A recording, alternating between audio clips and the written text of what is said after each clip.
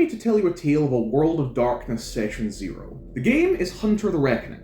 The setting is my mother city of Glasgow, Scotland, circa 2014. The protagonist, a chemistry grad student by the name of Janet Blue Stewart, currently working her late shift at a fast food restaurant. This fateful night, Blue is on closing by herself, wiping down all the surfaces, cleaning out the assembly stations, and blasting Kerrang over the loudspeakers at full volume. While in the food locker, she discovers an abandoned freezer bag full of rancid chips being eaten by rats, and proceeds via the security door at the back of the kitchen out of the loading bay with its open shutters towards the bins outside. And it's there she discovers what appears to be a houseless person, torso deep in the bins and looking through them. Blue says to the figure that she can make them something instead of them having to look through the bins, but the figure explains that they're actually just looking for something and they'll be gone in a minute.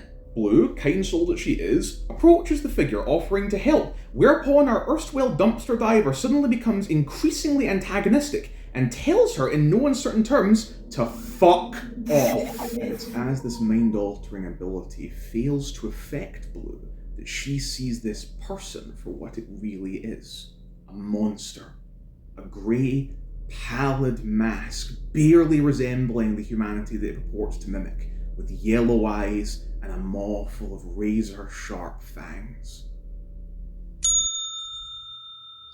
The creature, realizing that whatever it's tried has not worked, lashes out at Blue with claw-like hands, but Blue, with an amazing strength melee check, sends it toppling like a sack of spuds using her only weapon, a sack of spuds. Just as it thinks it's about to solve this little predicament it's found itself in, this Childer of the Night takes a 10-kilogram bag of rancid chips directly to the face and proceeds to get an eye, nose, and mouthful of week-old fermented potato water.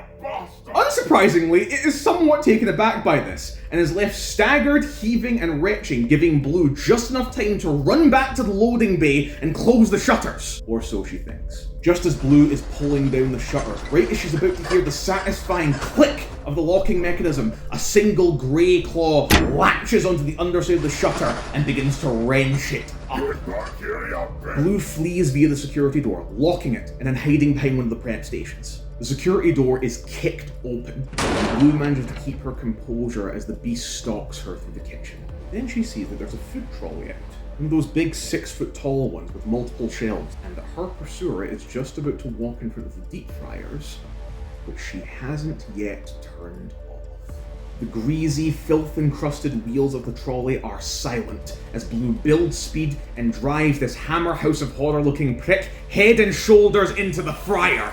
She uses the weight of the trolley to pin it as it struggles to free itself from the boiling vat of hydrogenated vegetable fat until a swift kick sends Blue and the trolley going backwards, falling on top of her. As she pulls herself out from under the trolley, she hears the security door slam once more and realizes that she's on her own. That thing, whatever it is, has fled, so Blue runs home. Unable to sleep, she presses her back against the fridge and watches her front door all night, and at 7 a.m. receives a call from her manager asking if she remembered to turn off the fryers because the restaurant has mysteriously burned down overnight. Blue hangs up and immediately checks herself into a psych ward. And because this is NHS Scotland in 2014, Blue is released 3 days later with an antipsychotic prescription. She checks her phone and finds multiple voicemails from Strathclyde Fire and Rescue confirming that their investigation has found an internal fault with the fryers and that she isn't being blamed for any illegal activity, but that they may still need to interview her. And just hours after returning home, receives a friendly knock on the door from a stranger who says to her, "Janet, we know what you saw. We don't think you're crazy, we believe you, and we want to help." So there's Blue. Veil newly lifted, currently up to their neck in debt with an as-yet unnamed and undisclosed hunter org, while being actively blood-hunted by the entire kindred community of Glasgow, including an extra crispy Nosferatu who by now has definitely accrued a very unfortunate nickname like Mackie or Nugget. I cannot wait to run this game for a full table.